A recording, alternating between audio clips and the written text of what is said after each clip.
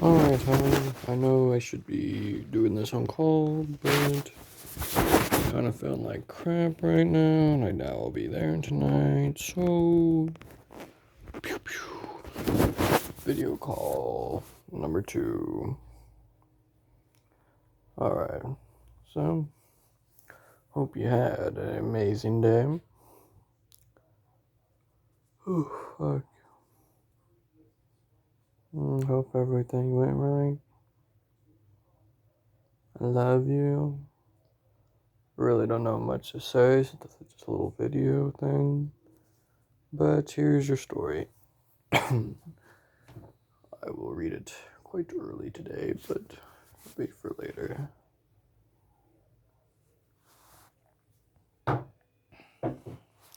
Alright. Got the story pulled up. Yeah, let's do this. Okay, where we left off from the last time in the little duckling. You can go back and watch the other one if you don't remember any of this. He was too big, they all said, and the turkey cock who had been born into the world with spurs and financed himself, really an emperor, puffed himself out like a vessel in full sail, and flew out to the ducklings. He was quite red in the head with passion, so that the poor little thing did not know where to go, and he was quite miserable, because he be so ugly as to be laughed at by the whole farmyard. So it went on from day to day. It got worse and worse. The poor duckling was driven about by everyone. Even his brothers and sisters were unkind to him, and would say, "Ah, you ugly creature! I wish the cat would get you." And his mother had been heard to say, she wished he had never been born.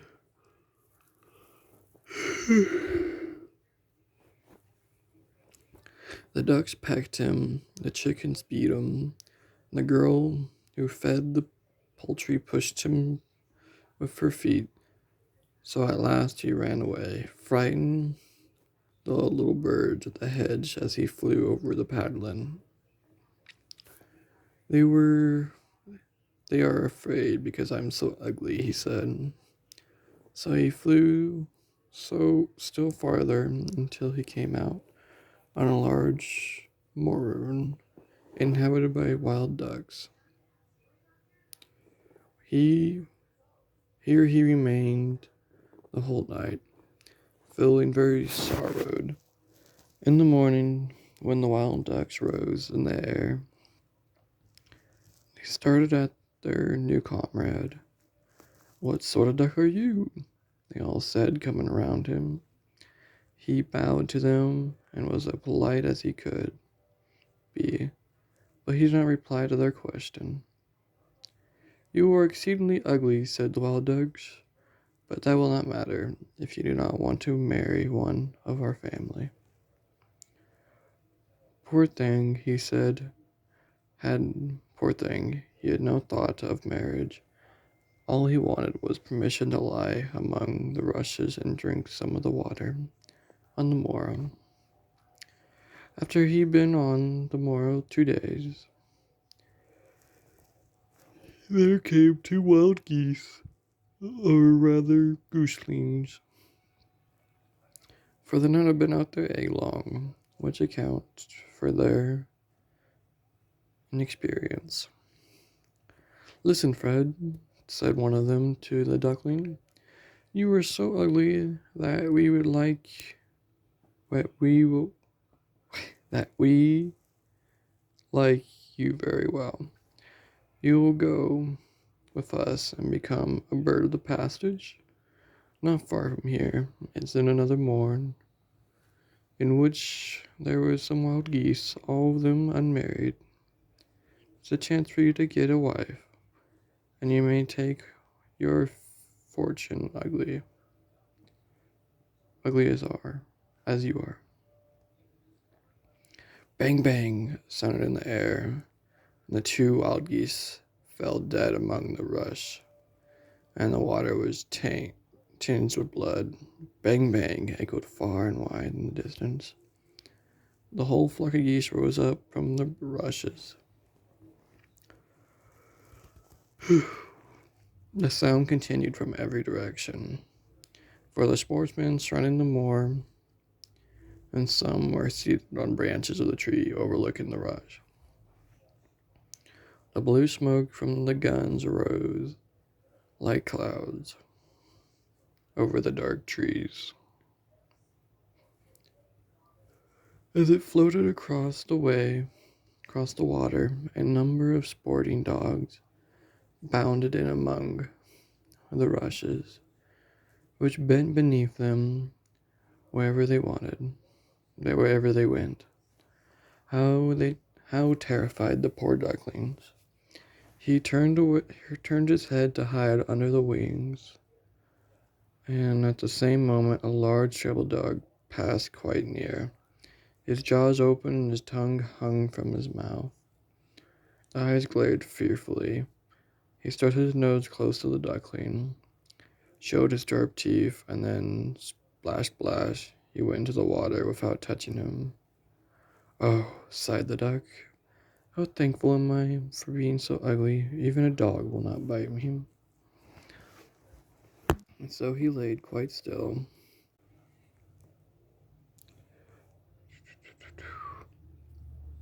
while the shots rattled through the rushes, and the guns after gun was fired over him.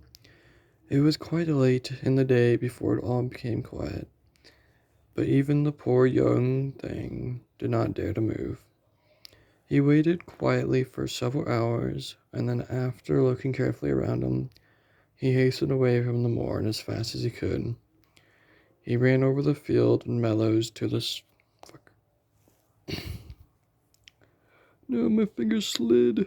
Okay.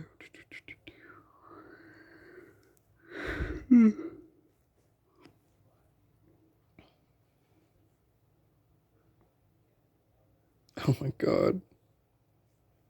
I lost it. Okay. He waited quietly for several hours, and then, after looking carefully around him, hastened away from the moor as fast as he could.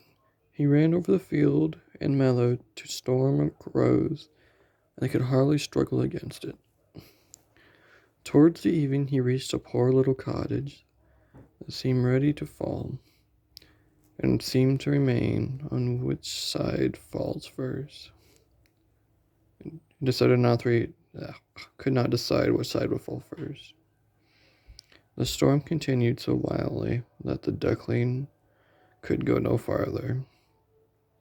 He sat down by the cottage, and then he noticed that the door was not quite closed, and consequences when the hinges have given way. There was a bottom large enough for him to slip through, which he did very quietly, and got sheltered for the night. Here in the cottage lived a woman, a cat, and a hen. The cat who his mistress called my little son was great favored. He could not raise his back and purr. He could even throw out a spark from his fur if were stroked the wrong way. The hen had very short legs, so she was called Chicky Short Legs.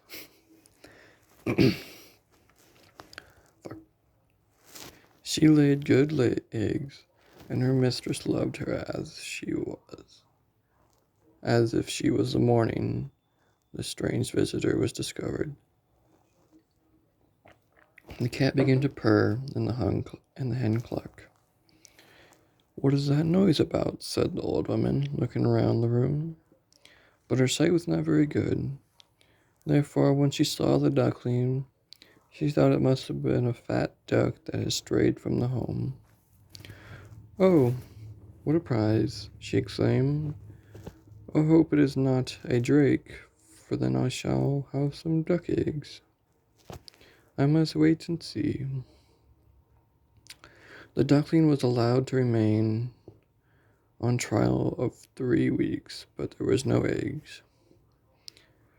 No, the cat was the master of the house, and the hen and the mistress, and they always said, "We and the world," for they believed themselves to be half the world, by far the better half too.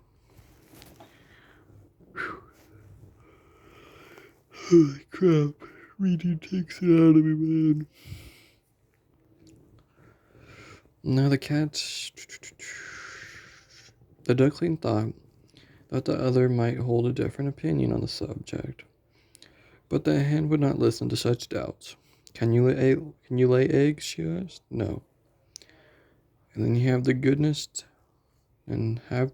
to cease talking." "Can you raise your back or purr or throw out a spark?" said the cat. "No," said the duck. "Then you have no right to express an opinion when sensible people are speaking." So the duckling sat in the corner feeling very low-spirited. But when the sunrise and fresh air came into the room through the open door, he began to feel such great longing for a swim. He could not help speaking of it. "What an absurd idea," said the hen. "You have nothing else to do, therefore you have foolish fancies. If you could purr or lay eggs, they would have passed away." "But it is so delightful to swim about on the water," said the duckling, "and so refreshing feel it close over your head while you dive down to the bottom."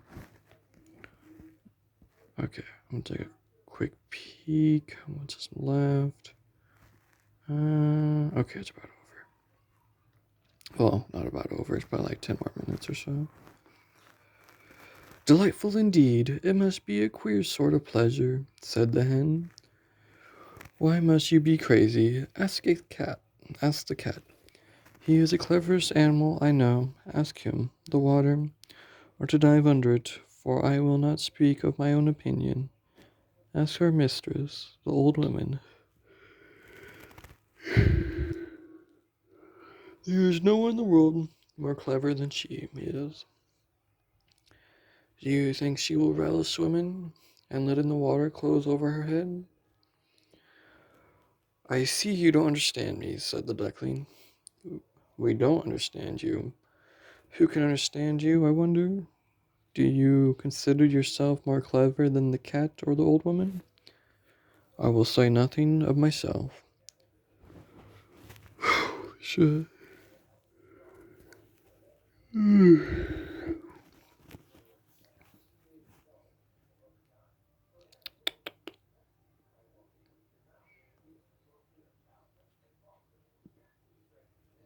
Fuck. Okay. "Don't imagine such nonsense, child, and think your good fortune that you have been so well received here. Are you not in a warm room, and in a society from which you may learn something? But you are not clattering. Your company not very agreeable, believe me. I speak only for your good. I may tell you unpleasant truths, but that is a proof of my friendship. I advise you, therefore, to lay eggs and learn to purr as quickly as possible."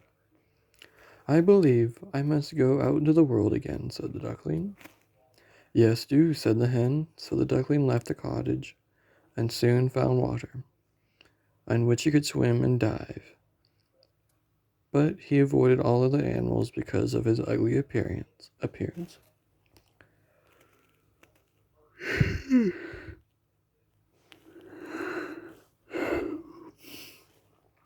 Autumn came, and the leaves in the forest turned orange and gold. Then, as the winter approached, the wind caught them as they fell and hurled into the cold air. The clouds, heavy with hails of snowflakes, hung low in the sky, And the raven stood among the reeds, crying, "Croak, croak." It made one shiver with cold to look at him. All this was very sad for the poor little duckling. One evening, just as the sun was setting, and amid rains of clouds, there came a large flock of beautiful birds out of the bushes. The ducklings had never seen anything like them before. They were swans, but they curved their graceful necks, while their soft plumage shone with dazzling whiteness.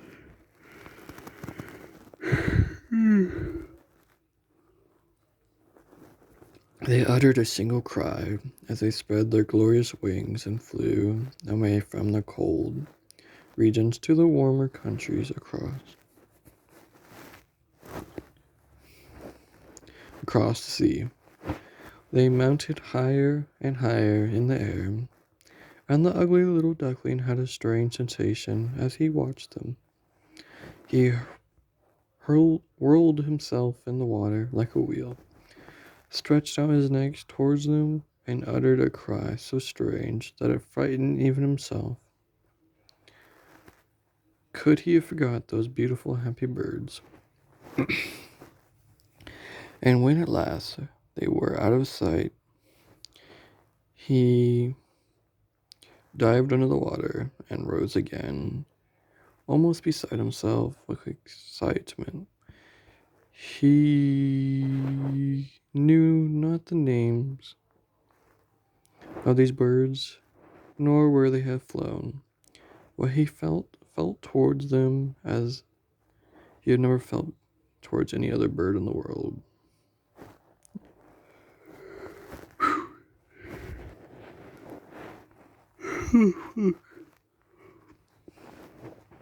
He was not envious of these beautiful creatures.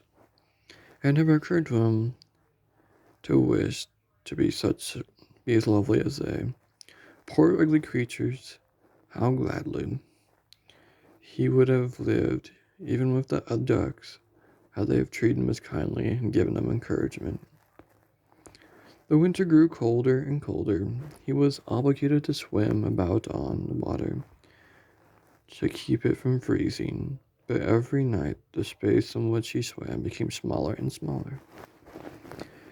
At length it froze so hard that the ice in the water cracked as he moved, and the ducklings had paddled with him, legs as well as he could.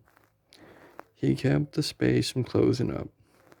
He became exhausted at last, and laid still and helpless, frozen fast in the ice. Do a quick check. Okay, we're about done. Okay, water. Look at the water break. Oh, Jesus.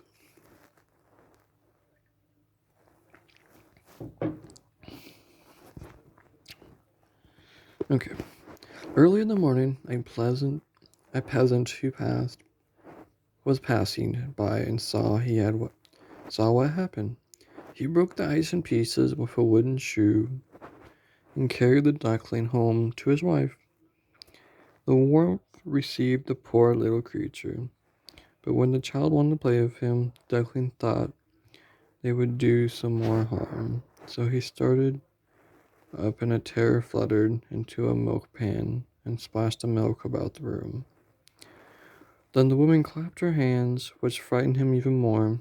He flew first into the butter cask, and then into the meal tub, and out again. "What condition is he in?" the woman screamed, and struck at him with the tongs. The children laughed and screamed, and tumbled over each other in the efforts to catch him. But luckily he escaped. The doors stood open. The poor creature could not just manage to slip out among the bushes and lie down quite exhausted in the newly fallen snow. It would be very sad where I relate all the misery and private preservations which the poor little duckling endured during the hard winter. But when it passed, he found himself lying one morning in the moor. Amongst the rushes, he felt the warm sun shining, and heard the lark singing, and saw that all around was a beautiful spring. Oh God. Then the young bird felt his wings were strong, and he flapped them against the sides and rose high into the air. They bore himself outwards until, before he well knew how it happened, he found himself in a large garden. The apple trees were in full blossom, and the fragrant elders bent their long green branches down to the streams, which wounded around a smooth lawn. Everything looked beautiful in the freshness of early spring. From the thickness clothed by three beautiful white swans rustled their feathers and swimming lightly over the water. The ducklings saw these lovely birds and felt the most strangely and happy than ever. "I will fly to these royal birds," he exclaimed, "and they will kill me because, ugly as I am, I dare to approach them. Which it does not matter to be killed by them, then pecked by the ducks, beaten by the hens, and pushed about by the maidens who feed the poultry or starved with hunger in the winter." Then he flew to the water and swam towards the beautiful swans. The moment they espied the stranger, they rushed to meet him with an outstretched wing. "Kill me," said the poor bird, and he bent his head down to the surface of the water and waited death. But what did he see in the clear stream below? His own image, no longer a dark gray bird, ugly and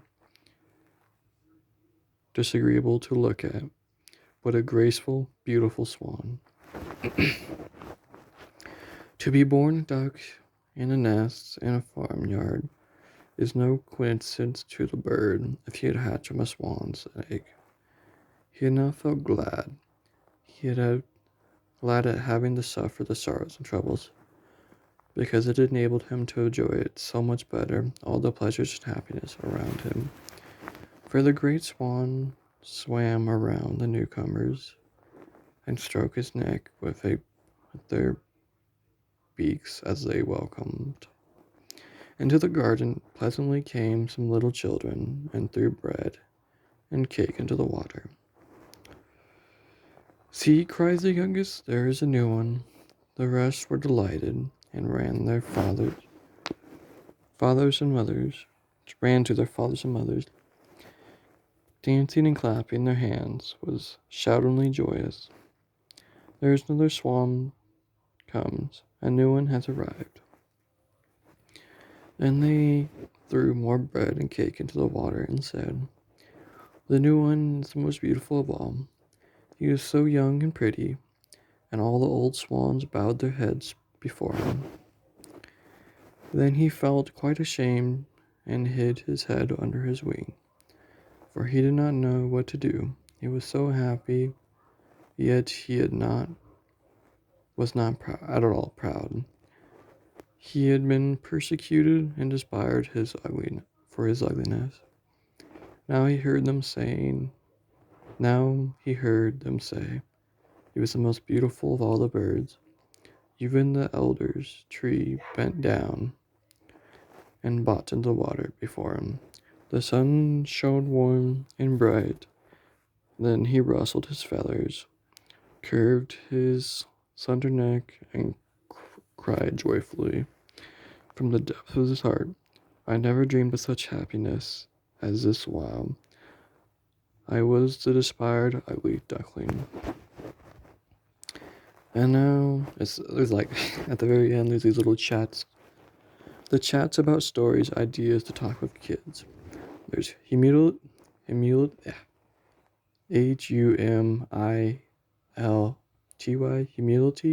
I can't say it. When the little chicks hatch. Actually, I don't want to go over this. Cool. The lessons are humility, self-confidence, and conversation.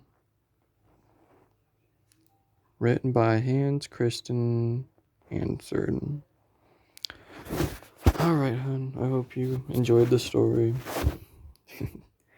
Took it out of my mind. But I'm sorry that I'm feeling like crap. And I love you. I love you so much. You are amazing. And I would do anything for you. Mwah.